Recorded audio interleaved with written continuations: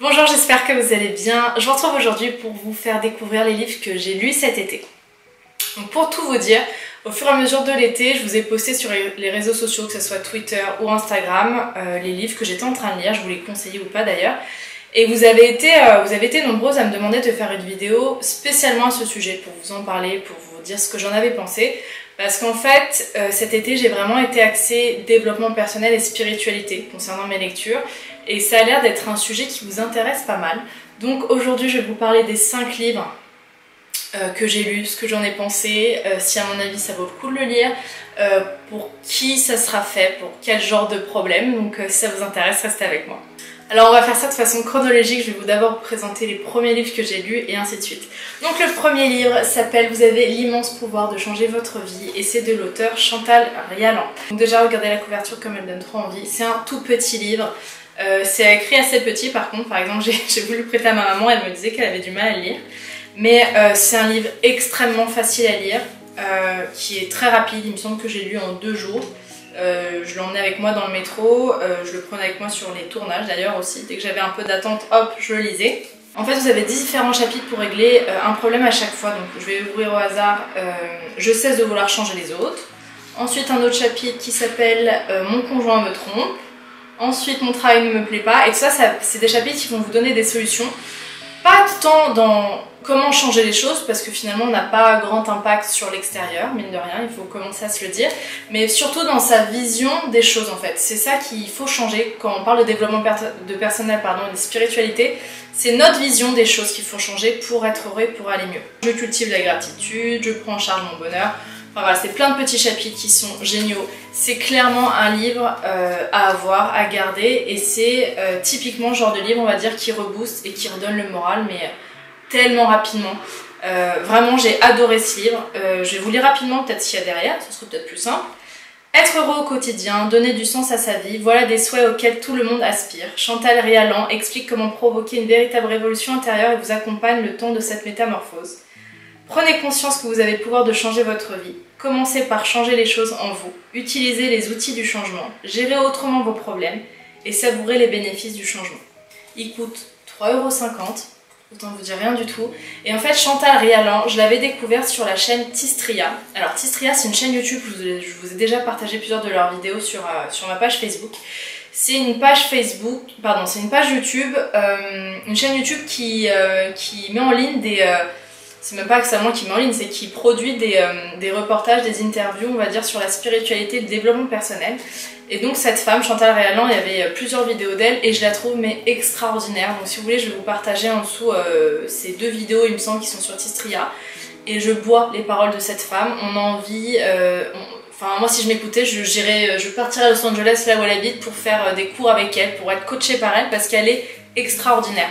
Donc quand j'ai vu qu'elle avait écrit ce livre-là, et d'autres d'ailleurs, voilà, j'ai pas hésité et c'est vraiment un super bouquin. Le deuxième livre que j'ai lu ensuite cet été, c'était Ta deuxième vie commence quand tu comprends que tu n'en as qu'une, de Raphaël Giordano. Ce livre, je l'ai mis sur Instagram et vous avez été nombreuses à me répondre, à dire que vous aviez adoré ce livre, à me le conseiller ou à me demander même ce que j'en avais pensé. Et vraiment, c'est un super bouquin. De toute façon, tous les livres dont je vais vous parler là dans cette vidéo, c'est vraiment des super livres. Donc ça, c'est un roman. Un roman, on va dire... je vais même aller plus loin, je pense que c'est vraiment un livre de développement personnel déguisé en roman. C'est-à-dire que c'est un peu le même style que les livres de Laurent Gounel, je ne sais pas si vous les avez lus, où on va dire qu'il y a une histoire, effectivement, il y a des personnages fictifs, mais clairement, on n'est pas là pour l'histoire, c'est des histoires un peu bateau, on connaît la fin, etc. Mais c'est vraiment mettre en scène tous les outils de développement personnel qui sont donnés par l'auteur, en fait. Donc si vous avez un peu de mal à lire les livres de développement personnel classique ou de spiritualité, si c'est un peu lourd pour vous, si vous ne comprenez pas grand chose et que vous avez un peu envie de sortir quand même, enfin de vous changer les idées avec un roman, une histoire, c'est typiquement le genre de livre qu'il faut. C'est un super livre, c'est le feel good, normalement on appelle ça les feel good movies, là c'est vraiment le feel good book.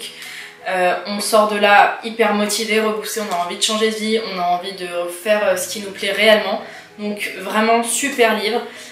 Moi j'avais mon téléphone à côté tout le long pour noter au fur et à mesure toutes les petites astuces qu'il y a un peu partout dans ce livre là. Et en fait c'est à la fin que j'ai vu, c'est génial d'ailleurs, il me semble que voilà, juste à la fin, vous avez tous les outils de développement personnel qui ont été développés dans le livre avec une phrase à chaque fois pour que vous puissiez l'appliquer vous-même. Donc c'est des outils mais super quoi. Je vais vous en donner quelques-uns au hasard.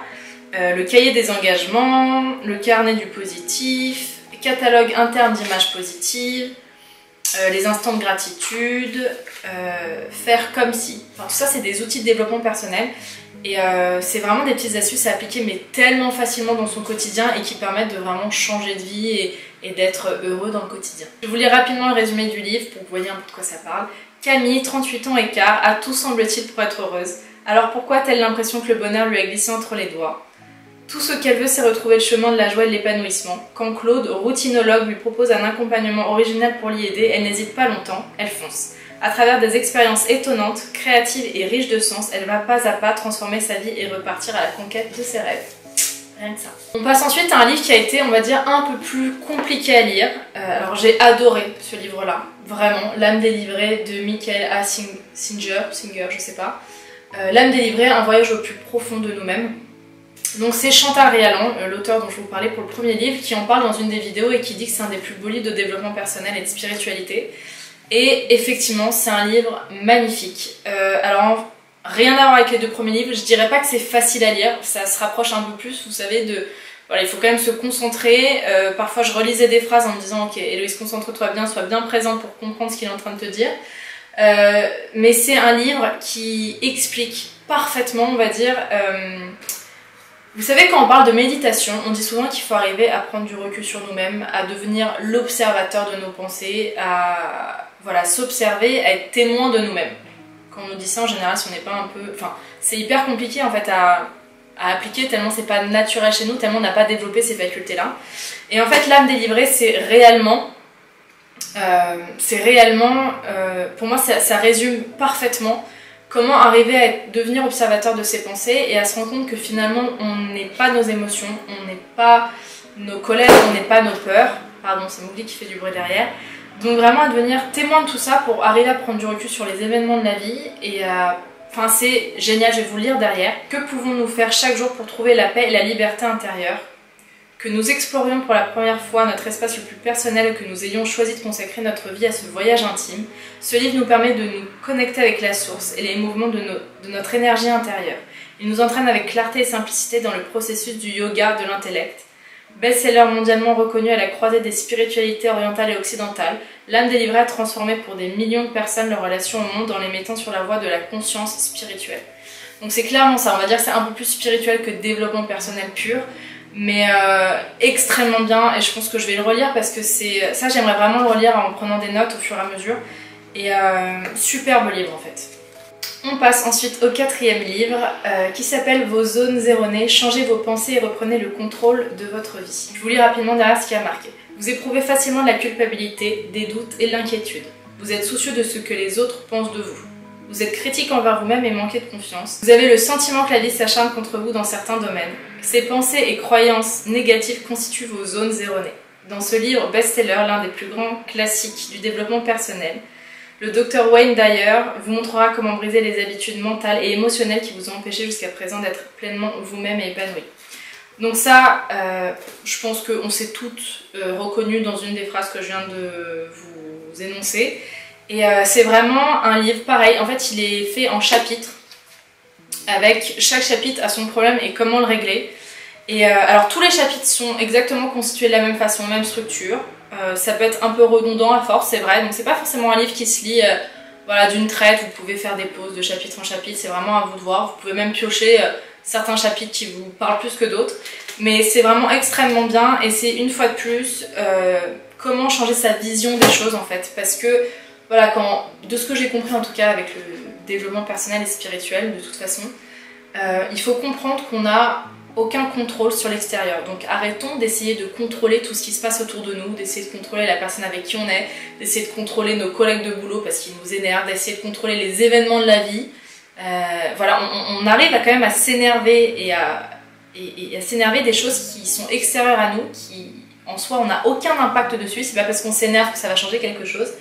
Donc en fait le développement personnel, une fois qu'on arrive à être un peu là-dedans, à être un peu éveillé spirituellement, on arrive juste à changer sa vision des choses et du coup à transformer notre vie par rapport à ça. On ne transforme pas enfin si, mine de rien, au bout d'un moment les événements extérieurs se transformeront, mais ça c'est une histoire de synchronicité, de pouvoir d'attraction, etc. Ça j'en suis persuadée et je sais que ça fonctionne.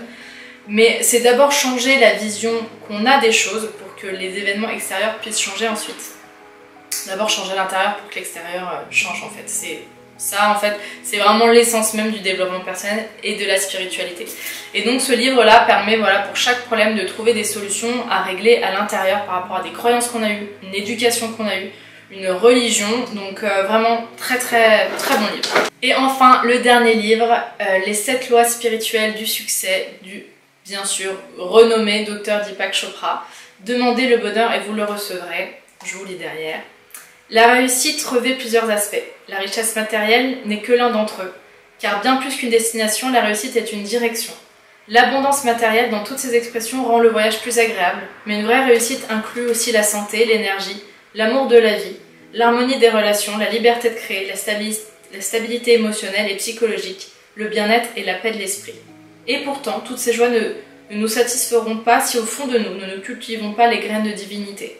Réussir veut dire rencontrer le divin, où que nous allions et dans tout ce qui nous entoure, dans les yeux d'un enfant, dans la beauté d'une fleur ou dans le vol d'un oiseau. En 7 lois simples mais rigoureuses, le Dr Deepak Chopra nous donne les clés du succès dans tous les domaines, c'est-à-dire les clés de la sagesse et du vrai bonheur. C'est un tout petit livre, comme vous pouvez le voir. Je l'ai terminé, vous pouvez le lire d'une traite, clairement. Extrêmement facile à lire. Ça, c'est pareil, un livre qui mélange vraiment un côté spirituel, un peu divin, mais aussi avec des solutions concrètes de développement personnel, avec des outils. Donc ça, c'est vraiment ce que j'aime, moi, les trucs hyper spirituels où il n'y a rien de concret. Je peux comprendre, je trouve ça très beau, mais on a envie de dire, ok, maintenant, concrètement, on fait quoi dans notre vie de tous les jours? Et ça, pour moi, ça a été vraiment mon livre coup de cœur. Je vais le relire, je pense que c'est un livre que je vais garder près de moi, que je vais relire souvent, je veux vraiment en faire des notes. Enfin, c'est vraiment un truc qu'on devrait tous lire. Et il permet, je trouve que dans le résumé on parle beaucoup de biens matériels, alors qu'on n'en parle pas tant que ça en fait dans le livre, mais ça permet vraiment de devenir heureux sur tous les plans, dans tous les domaines, que ce soit professionnel, personnel. Et quand j'en parlais à un copain de ce livre, les 7 lois spirituelles du succès, le succès il a eu un peu une réticence en se disant ok donc le bonheur c'est forcément le succès matériel. Lui il a pris ça comme ça alors que pas du tout. Le succès pour l'auteur c'est vraiment le succès dans tous les domaines. Donc le matériel c'est qu'une... Et encore, il explique qu'avoir de l'argent, en fait, ça veut pas dire grand chose. C'est pas pour autant que vous allez être heureux ou quoi que ce soit, ça on le sait déjà tous. Mais enfin bref, super livre, vraiment mon énorme coup de cœur. Et il coûte 5 €. Voilà tous les livres que j'ai lus cet été. J'espère qu'ils vous ont donné envie. Sincèrement, je pense que je vais tous les relire d'ailleurs parce que je les ai lus d'une traite. Vous savez, en vacances, j'étais soit au bord de la piscine, au bord de la mer, en bateau, bref, j'étais en train de lire. Mais je rêvais que d'une chose, c'est d'avoir un carnet à côté de moi pour pouvoir noter toutes les belles phrases, toutes les citations, tous les trucs qui résonnent, tous les outils qu'on a envie d'appliquer. Donc je pense que je vais tous les relire avec un carnet cette fois pour en prendre des notes. Et dites-moi si vous les avez lus, ce que vous en avez pensé. N'hésitez pas à me donner d'autres livres que bien sûr vous connaissez en développement personnel ou en spiritualité. Ça c'est ceux que j'ai lus cet été on va dire, mais bien sûr il y a des classiques dont je vous ai pas encore parlé. Je sais que c'est une vidéo qui vous intéresserait d'ailleurs. Peut-être vous faire un peu mes classiques en termes de développement personnel et spiritualité. Mais en tout cas, n'hésitez pas à me donner des titres parce que moi je suis friande de plein de découvertes. Merci d'avoir regardé cette vidéo en tout cas jusqu'au bout. Je vous embrasse fort, j'espère que vous allez bien. À très vite. Bye bye.